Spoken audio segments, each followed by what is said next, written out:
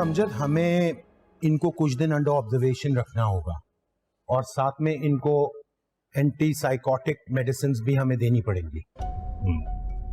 Doctor साहब, उसके कमरे में कोई नहीं होता मगर फिर भी वो किसी लड़की से बात कर रहा होता है, अजीब सी बात है। देखिए, शिज़ोफ्रेनिया के पेशेंट्स में इस तरह के विजुअल हेलुसिनेशंस का आना, मेरा मतलब है कि चीज़ों को देखना, लोगों का नजर आना, ये इतनी हैरानकुन बात नहीं है। लेकिन मुझे सख्त ताज्जुब है कि जैसे आपने बताया कि ये बहुत होनहार स्टूडेंट थे और बड़े ब्रिलियंट डॉक्टर हैं। सर, मेरे तो वार्ड में उसकी ड्यूटी होती है और जिस समझदारी से विजिलेंस से वो केसेस हैंडल करता है, ताज्जुब की बात है। डॉक्टर साहब, आप जो कुछ भी बता रहे हैं ये यकीनन कोई दिमागी, कोई साइकोलॉजिकल प्रॉब्लम है। मेरा बेटा ठीक तो हो जाएगा ना? देखिए खालिद साहब, मैं आपसे गलत बयानी से काम नहीं लूंगा, लेकिन इस बीमारी का इलाज सिम्टोमेटिक है। सिम्टोमेटिक मतलब ये कि इसे जो कुछ नजर आ रहा है, हकीकत और गुमान का ये फर्क जो इसके दिमाग में गिडमिड हो रहा है, इसका तो हम इलाज कर सकते हैं, हम इसको दवाइयाँ दे सकते हैं, लेकिन ये सिर्फ वक्ती तौर पे होंगी। आई एम सॉरी टू से, एज सच इसका मुकम्मल इलाज कोई भी नहीं है। इसका मतलब है कि मेरा बेटा हमेशा ऐसे ही रहेगा, ठीक नहीं हो सकेगा? देखिए खालिद साहब, अल्लाह ताला के ख़जाने में किसी चीज़ की कमी नहीं है। अगर अल्लाह ताला ने आपको इस मुश्किल में डाला है, आप दुआ कीजिए, इंशाल्लाह अल्लाह ताला आपको इस मुश्किल वक्त से भी निकाल देगा। इंशाल्लाह। थैंक यू अंकल, मैं 2 मिनट में आता हूं।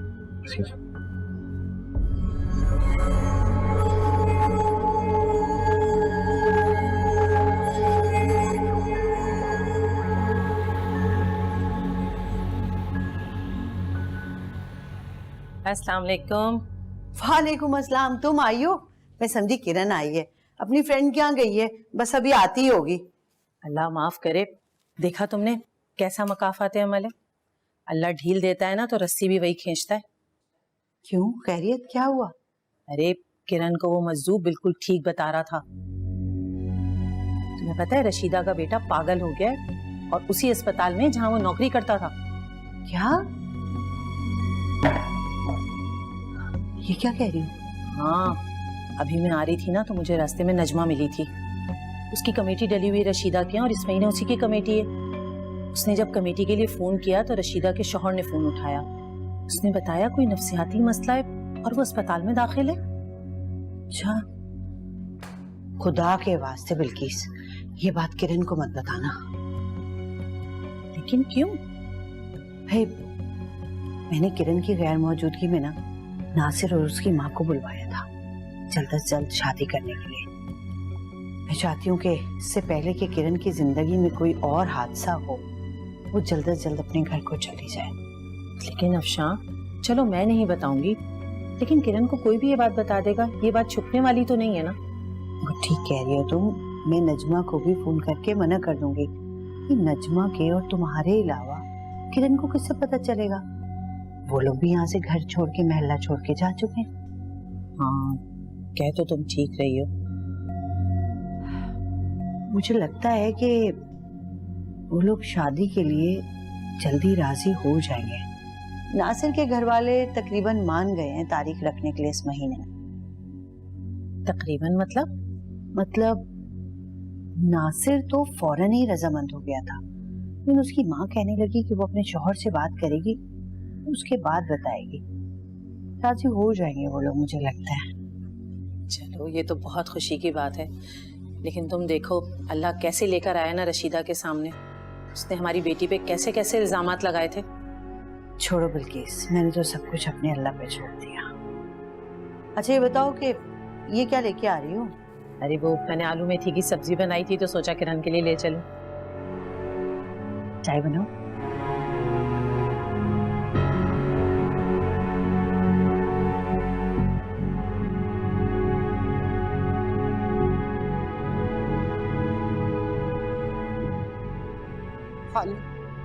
होश आया उसे?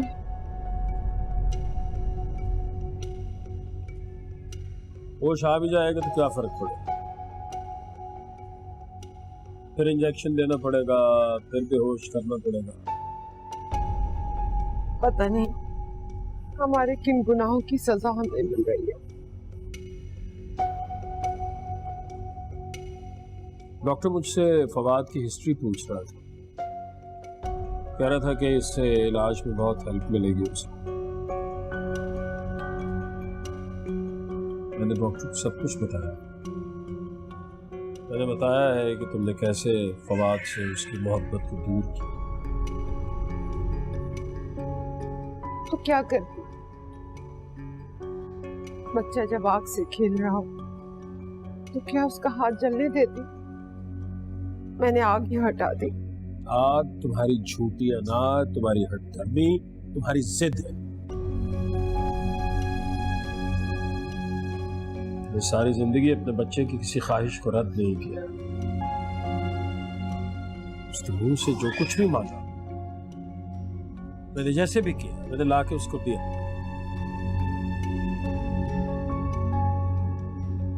पता नहीं ऐसा क्यों होता है कि माँ बाप अपनी औलाद की हर ख्वाहिश को पूरा करते हैं, लेकिन ये एक चीज जिस पर बच्चों की जिंदगी का दारोमदार होता है, इसके मामले में अजीब से हो जाते हैं।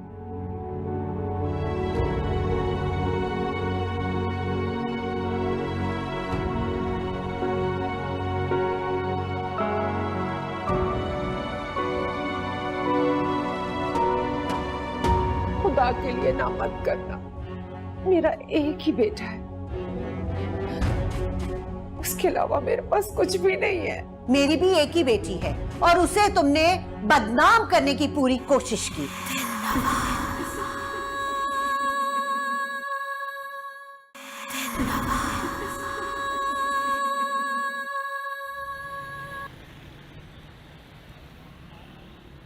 अम्मी बताओ भला क्या पका है? आलू मेथी बना है, पूरे घर में खुशबू आ रही है।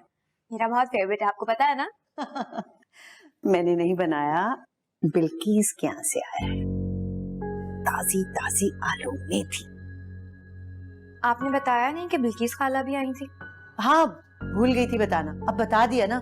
अच्छा सुनो, वो बिल्किस बता रही थी कि नासिर के घर वाले ना जल्दी शादी करने को कह रहे हैं। कौन है देखो जरा, मैं रोटियां लेके आ रही हूँ। बिल्किस खाला ही होंगी, और कौन होगा? आप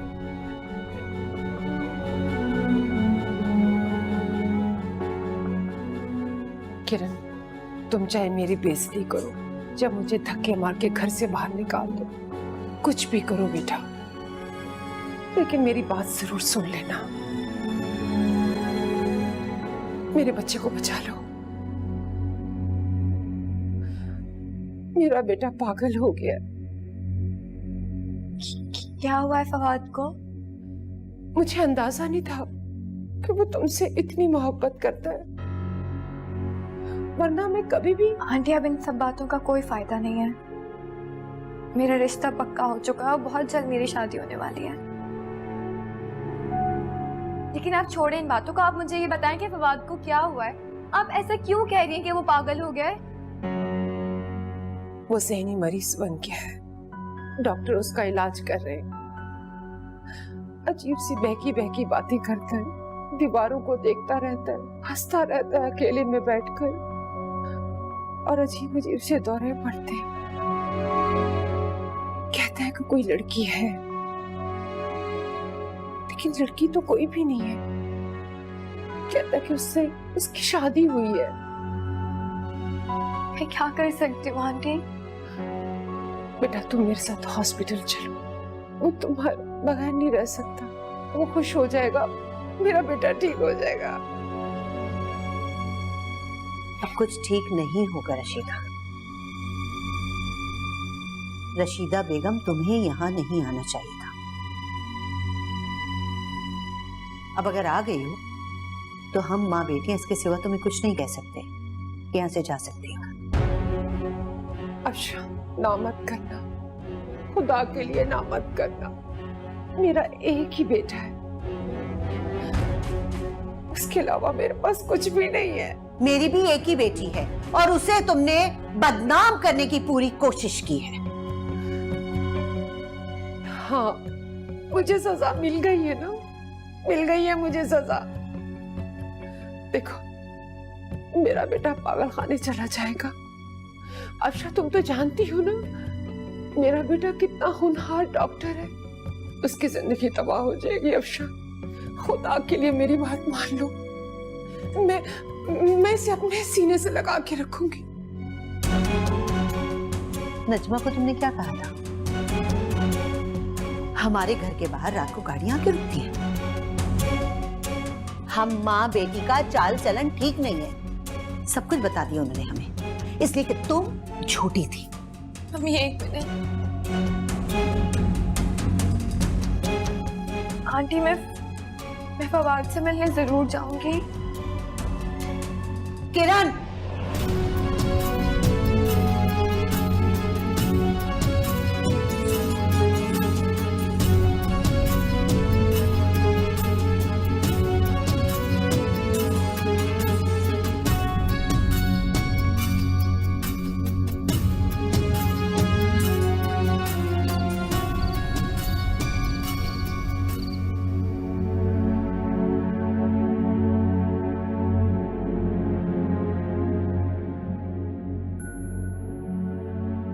किरण, मैं सोच भी नहीं सकती थी कि तुम उस औरत को हाँ बोलोगी।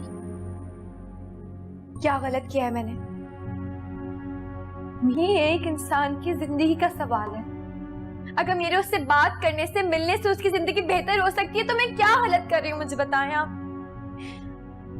फवाद ने हमेशा मुझसे सच्ची मोहब्बत की है। मसला उसकी माँ थी अम्मी, वो आ गई ना, उन्होंने मुझसे माफी मांग ली, मैंने माफ कर दिया। क्या चाहती हैं आप? किरण, तुम्हारी शादी होने वाली है इस महीने। तो अगर मैं एक मरीज से मिलने चली गई तो क्या नाज से मुझसे शादी करने से इनकार कर देंगे? ऐसा तो नहीं है ना अम्मी? तो क्या फवाद से तुम ऐसी बातें कर रही हैं आप? मैं सिर्फ एक मजबूर माँ की मदद करना चाहती हूँ अम्मी। फवाद और मैं अच्छी तरीके से जानती हूँ अम्मी कि आपने नासिर और उनकी अम्मी को जबान दे दिया और मैं पीछे नहीं हट सकती। मैं जानती हूँ ये बात अम्मी, मैं जानती हूँ।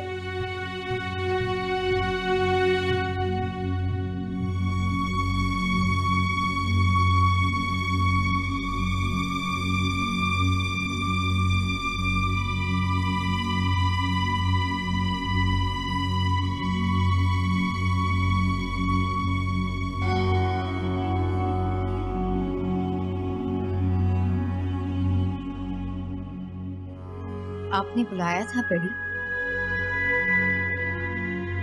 तुमने अपने सारे वजीफे पढ़ लिए?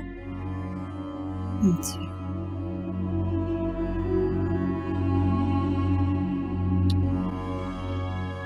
मैं चाहती हूँ कि अब तुम ये जलाली वजीफे पढ़ो। तुम तैयार हो? अब वक्त आ गया कि तुम अपने मौकल को काबू करो। बड़ी, ये सब मेरे बस की बात नहीं है। आप कर रही हैं ना, और मैं आपका साथ दे तो रही हूँ। इन वज़ाइफ और अमलियात से मुझे दूर ही रखें। जरा सोचो, अगर तुम एक आध मौकल को काबू कर लोगी तो हम और कितने काम कर सकते हैं। हमारी आमदनी दुगनी तिगनी हो जाएगी। लेकिन बड़ी, बस कर दो, बहस का कोई फायदा नहीं। मैंने फैसला कर लिया है। मैं थक गई हूँ। सारा दिन लोगों के केसेस सुनती हूँ और रात को चिल्ले खींचती हूँ। मेरे बस की बात नहीं है। मैं चाहती हूँ कि तुम अपने अमली केसेस पकड़ो, अपना मौकल काबू करो, मेरी मदद करो। बड़ी, मैं लोगों को डील कर लूंगी। तुम लोगों के साथ डील नहीं कर सकती। और दिलनवाज, वो मेरी गुलाम है, वो सिर्फ मेरे हुक्म सुनती है। वक्त आ गया है, अब तुम्हें अपना मौकल काबू करना है। अब जाओ यहां से।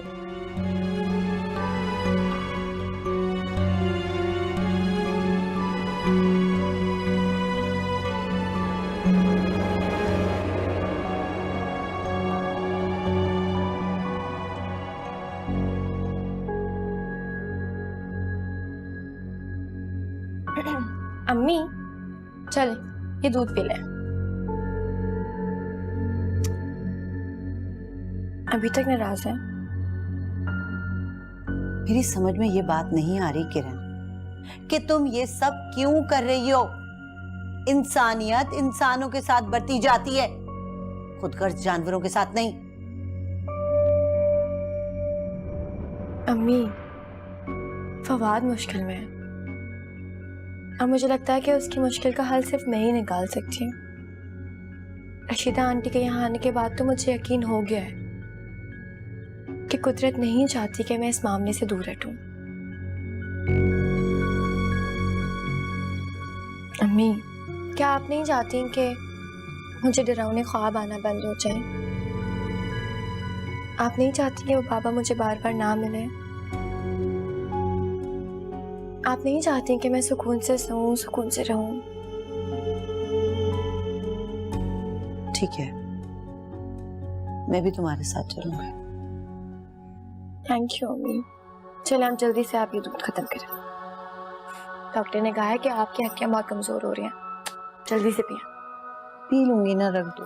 अम्मी अभी पिए।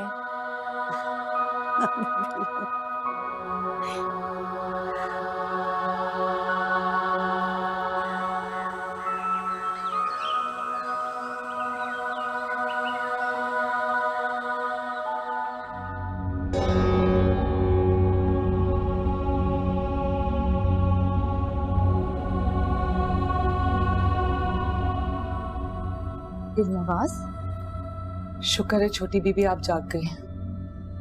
क्यों, क्या हुआ? छोटी बीबी मेरी मदद कर दें, थोड़ा सा साथ दे दें मेरा। हजरत बीबी अभी सो रही हैं, रात भर चिल्ला काटती रही है। मेरे पास यही वक्त है, मैं अस्पताल जाना चाहती हूँ। अगर तुम्हारी हजरत बीबी जाग गई तो? उनके जागने से पहले मैं वापस आ जाऊंगी। वैसे भी उन्होंने मुझे कहा था कि जुलेखा के घर जाना है, वही जुलेखा जिसका मियाँ उसे मारता है। मैं सुबह चली गई थी छोटी बीबी, वहां पे मैं काम करके आ गई हूँ। वो मैं आपसे वादा करती हूँ हजरत बीबी को कुछ पता नहीं चलेगा, बस आप मुझे जाने दें। अच्छा ठीक है, तुम चली जाओ, लेकिन जल्दी वापस आ जाना। शुक्रिया छोटी बीबी,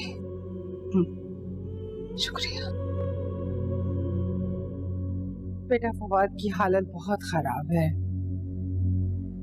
जैसे ही होश आता है डॉक्टर उसे नींद का इंजेक्शन लगा देता है, वरना तो वो जोर जोर से चिल्लाना शुरू कर देता है। कुछ समझ में नहीं आ रहा क्या होगा। मैं तो बहुत परेशान हो गई हूँ।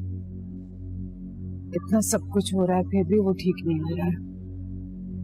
आंटी डॉक्टर फवाद के लिए इंजेक्शन ले आए जल्दी से। डॉक्टर समीर दवाई बदलकर देखना चाहते हैं। खालिद तो जरा नीचे गए हैं, अभी आने वाले हैं। आंटी ये तो अस्पताल के केमिस्ट से भी मिल जाएगा, आप जाकर ले आए। अच्छा ठीक है। किरण बेटा तुम फवाद का ख्याल रखना, मैं लेकर आती हूँ।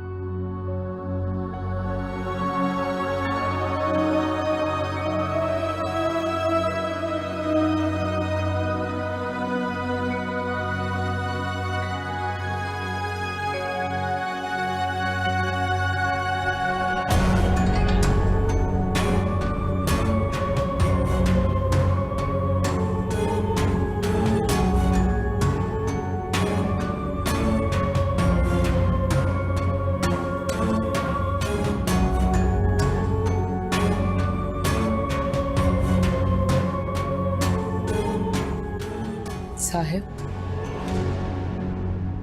दिलवाज, तुम कहाँ गायब हो जाती हो यार? कि सब लोग पागल समझ रहे हैं मुझे, मैं पागल हूँ? साहिब मैं यही हूँ आपके पास। बहुत अच्छा किया। आज हमें सबसे मिलना होगा। चलो आ जाओ। कहाँ लेके जा रहे हो? मैं नहीं जा सकती कहीं, मजबूर हूँ, नहीं मिल सकती किसी से। लेकिन क्यों? कहा ना मैं मजबूर हूँ, खुदा के लिए मुझे अभी किसी से नहीं मिलना। अच्छा मजबूर हो, सब समझ में आ रहा है मुझे क्या मजबूरी है। वो तो बहनें मुझसे ज्यादा इंपॉर्टेंट हो गई है ना वो। लेकिन कोई बात नहीं, आज मैं उनको, सारी दुनिया को, सबको सच बता दूंगा तुम मेरी बीवी हो। मेरी बात समझने की कोशिश करो। कहा ना मजबूर हूं मैं, नहीं मिल सकती किसी से। क्यों नहीं हो सकता? क्यों नहीं हो सकता? तुम्हें मिलना होगा, तुम्हें मिलना होगा। साहिब, जब से ये वक्त आएगा तो आपकी हर ख्वाहिश पूरी होगी।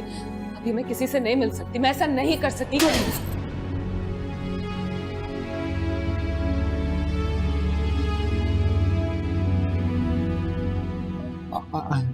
सॉरी, तुम्हें लगी तुमसे बहुत प्यार करता हूँ, तुम्हें पता नहीं है, तुमसे बहुत प्यार करता हूँ, तुम बीवी हो मेरी। प्लीज मेरी बात मानो, लोगों के सामने आ जाओ। मैंने बस गुस्से में कर दिया तुम्हें लगता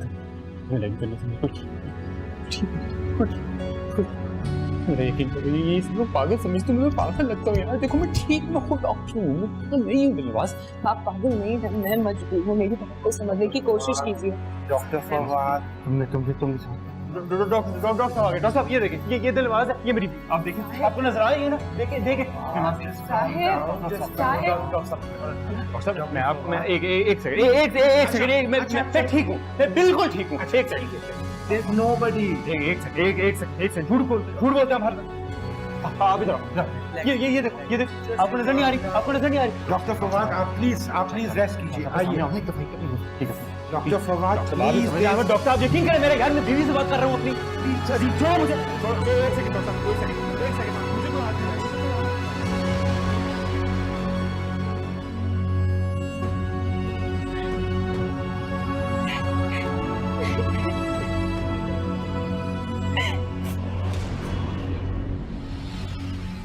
सॉरी। जिसको इस हाल में पहुंचाया है उससे माफी मांग, हमसे क्या माफी मांग रही है?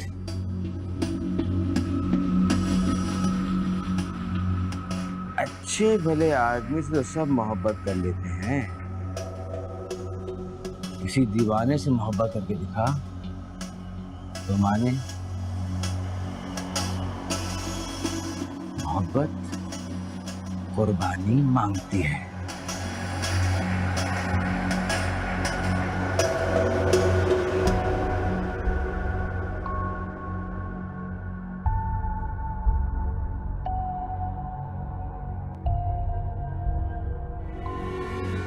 मेरी आंखों में देखो। धन्यवाद की आंखें बहुत प्यारी हैं, बहुत गहरी। मैं डूब जाने को जी चाहता, डूब जाना चाहता हूँ। कौन दिल नवाज? किसकी बात कर रहे हो? क्या कह रहे हो तुम?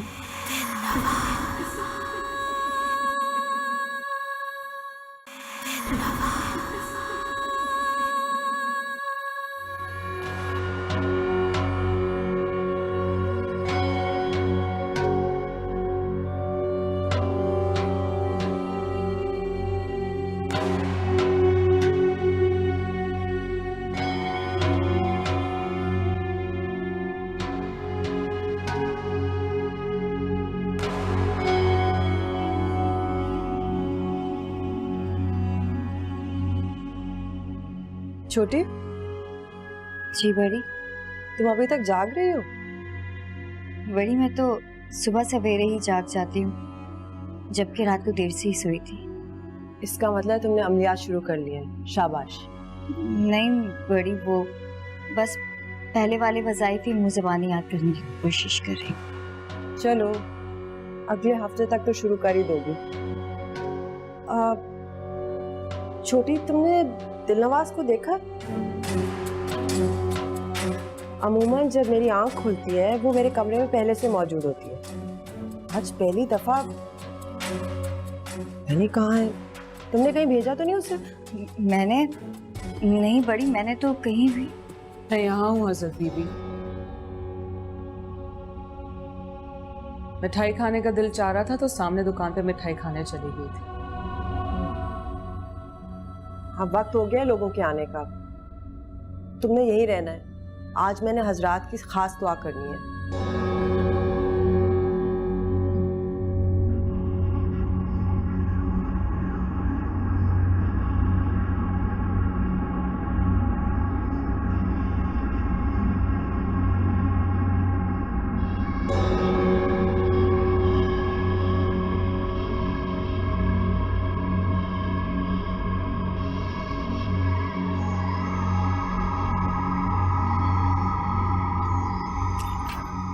किरण, किरण, मैंने तुमसे कहा था ना कि मैं तुम्हें पिक करूंगी। तुम्हारी वजह से मैं कितनी परेशान हुई हूँ। तुमने रशीदा को भी कुछ नहीं बताया, बिना बताए तुम हॉस्पिटल से आ गई। अम्मी, अम्मी फवाद बिल्कुल पागल हो चुका है। वो पता नहीं कितनी अजीब तरीके से बिहेव कर रहा था। अम्मी, मुझे कुछ समझ नहीं आ रहा वो क्या कर रहा था। उससे भी पता नहीं किससे लड़े जा रहा था, वहां कोई भी नहीं था। उसने तुम्हें भी नहीं पहचाना? यूं पहचानता कैसे? मेरे अंदर तो हिम्मत ही नहीं थी कि मैं उसके सामने जा सकूं, क्योंकि मैं उसे बाहर से देख रही थी। पता नहीं किससे लड़े जा रहा था। कोई नहीं था वहां पर, कोई अन्य की चीज से जिससे वो लड़े जा रहा था। मेरी बात सुनो, बैठो बैठो। देखो मेरी जान, किस्मत से कोई नहीं लड़ सकता। जो कुछ रशीदा ने तुम्हारे साथ किया है, आज वही सब कुछ अल्लाह ताला उसे दिखा रहा है। बेटा तुम इन चक्करों में ना पड़ो, अपनी जिंदगी खराब मत करो। अम्मी, मैं जब वापस आ रही थी ना, तो मुझे वहां वही बाबा मिला हॉस्पिटल में। हाँ, वो मेरे हाथ से तो वही एडमिट है। उसने कपड़े भी बिल्कुल हॉस्पिटल के मरीजों वाले पहने थे। कोई नर्स उसको लेके जाई थी, लेकिन वो मुझसे बात कर रहा था। उसने तुमसे फिर बात की? क्या बात की, बोलो। मम्मी, उसने मुझे कहा कि अच्छे भले इंसान से तो हर कोई मोहब्बत करता है, दीवाने से मोहब्बत करके देखो तो जानो। क्या?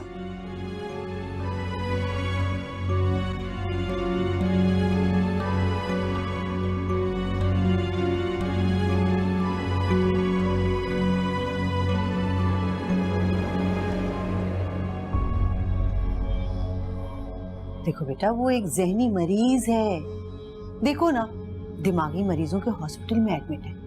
उसकी बड़बड़ाहट पे ध्यान देना नहीं बनता। उसकी बड़बड़ाहट नहीं है अम्मी जान, मुझे उसकी हर बात बहुत साफ समझ आती है। मुझे एक बात बताओ, वो हॉस्पिटल में एडमिट है तो फिर तुम्हें सड़कों पे कैसे मिला? आ कैसे गया वो घर? ये तो वही बता सकता है। क्या मतलब?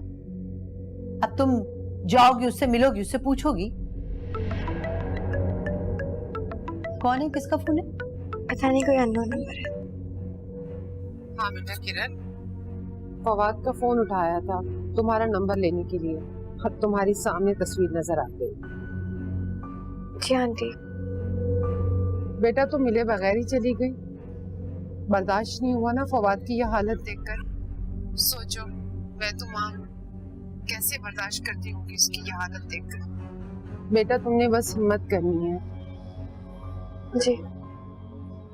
अगर आ सकती हो तो सुबह 11 बजे आ जाना, फवाद उस वक्त जाग रहा होता है। आप बिल्कुल फिक्र मत करें, मैं इंशाल्लाह टाइम पर कल आ जाऊंगी, ठीक है? आप अपना ख्याल रखिएगा। खुदा हाफिज। ठीक है बेटा, खुदा हाफिज।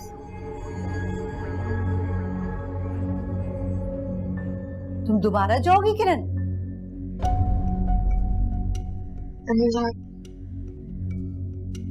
मुझे गुत्थी सुलझानी है। ये हर चीज पलट पलट कर मुझे फवाद तक क्यों लेके जा रही? हर रास्ता मुझे फवाद के सामने ले जाकर क्यों खड़ा कर देता? मुझे इस बात का जवाब चाहिए, और पता है आपको, जब तक मुझे इस बात का जवाब नहीं मिलेगा ना, मैं सुकून से नहीं रह सकती। अम्मी, मुझे अच्छी तरीके से अंदाजा हो गया है। प्लीज अम्मी, इस मुश्किल वक्त में आप मेरा साथ देते हैं। मैं आपसे जिंदगी भर कुछ नहीं मांगूंगी, प्लीज अम्मी।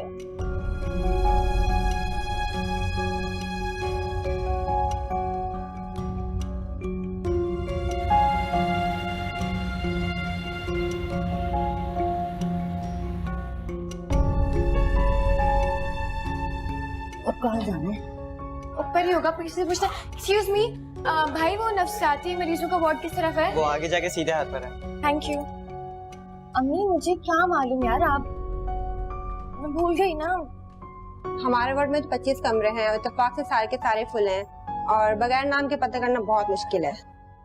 देखिए, मुझे नाम उनका नहीं मालूम, लेकिन हाँ, काफी बूढ़े से हैं वो, और उनकी सफेद दाढ़ी है। चेक कर लें प्लीज। सोफिया, ये शायद किफायत बाबा की बात कर रहे हैं, और वैसे भी हमारे वार्ड में एक ही इतना बूढ़ा मरीज है। अच्छा मुझे, अगर आपको मालूम है तो आप इन्हें ले जाएं। ठीक है, आप आइए मेरे साथ। जी। आप तो वही है ना जो कल भी आई थी उनसे मिलने? जी मैं अम्मी के साथ आई हूँ आज। अम्मी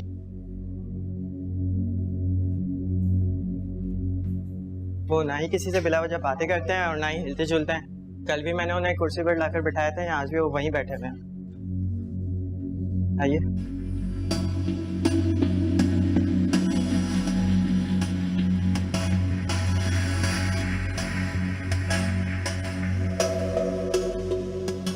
फायद बाबा, देखें आपसे कौन मिलने आया है। बाबा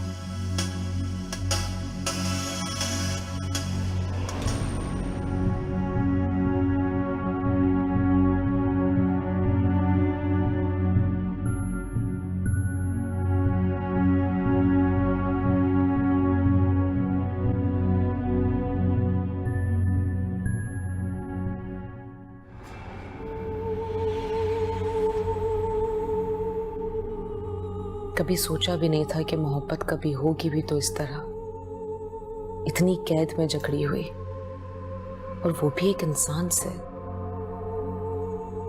तुम्हारे तौर तरीके बहुत मुख्तलिफ हैं दिलनवाज, उन्हें तुम्हारी मोहब्बत समझ नहीं आएगी,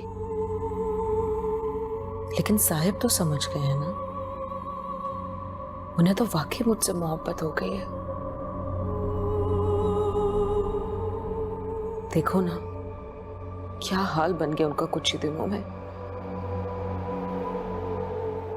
लेकिन मुझे इस मोहब्बत का जवाब मोहब्बत से देना होगा। दिलनवाज जिन हो या इंसान, मोहब्बत इतनी आसानी से मिलने वाली चीज नहीं है। अगर आका हजरत सुलेमान के दर से मुझे मोहब्बत की ये दौलत मिली है तो मुझे इसका पास रखना होगा। मुझे ये जंजीरें तोड़नी होगी, इस गुलामी से निकलना होगा।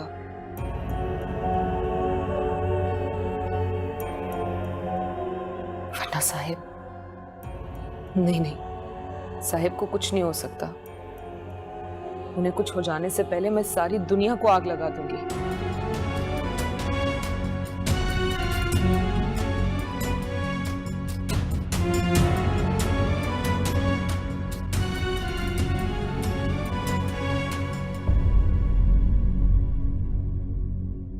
फवाद, देखो बेटा कौन आया है।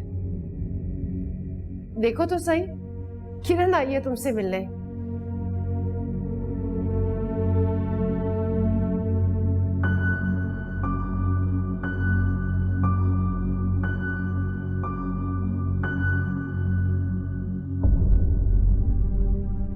कैसे हो फवाद?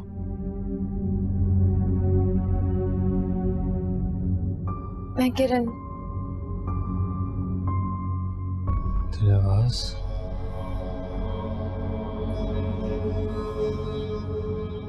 नहीं फवाद, किरण। मेरी आंखों में देखो। दिलनवाज की आंखें बहुत प्यारी हैं, बहुत गहरी। मैं डूब जाने का जी चाहता है, डूब जाना चाहता हूँ। कौन दिलनवाज? किसकी बात कर रहे हो? क्या कह रहे हो तुम? मेरी जान दिलनवाज,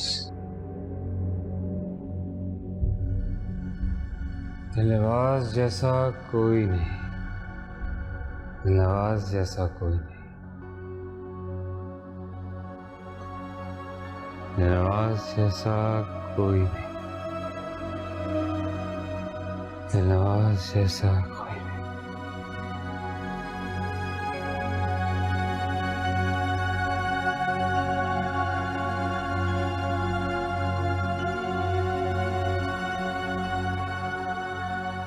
मैं आपकी मदद नहीं कर सकती। नहीं बेटा, मैं फवाद का इलाज नहीं हुआ। तुम एक दफा उससे मिल के तो दो, दोबारा बात करो उससे। उसके दिल में अब कोई और है। नहीं बेटा, तुम्हारे अलावा उसके दिल में कोई नहीं है। वो तुम्हारी वजह से तो पागल हुआ है, इस हाल तक पहुंचा है। तो फिर वो मुझे देख के खुश क्यों नहीं हुआ? उसकी आंखों में जिंदगी क्यों नहीं आती? बेटा, उसके दिल में कोई ऐसी है कि कोई भी ऐसी लड़की नहीं है सिवाय तुम्हारे, सिर्फ तुम हो बेटा। अम्मा, अम्मा। हाँ मेरे बच्चे, बोलो। सर में बहुत दर्द हो रहा है अम्मा, बहुत थकावट। तुम लेटे रहो बेटा। थक गया हूँ मैं लेटे लेटे अम्मा, थक गया हूँ मैं। हाँ दिलनवाज मेरा इंतजार कर रही होगी, मुझे घर जाना है, मुझे बस उठना उठ। डॉक्टर ने तुम्हें मेडिसिन दी है ना, तुम आराम से लेटे रहो।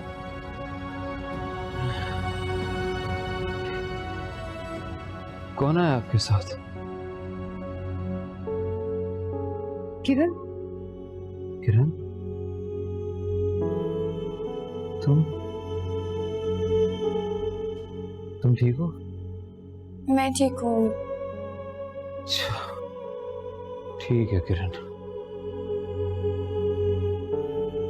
दिलनवाज ठीक नहीं है।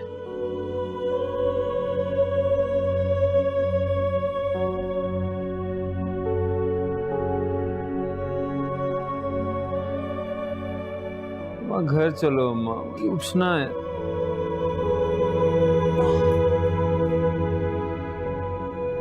मैं दिलनवाज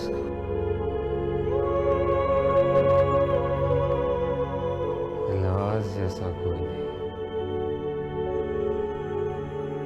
कोई नहीं।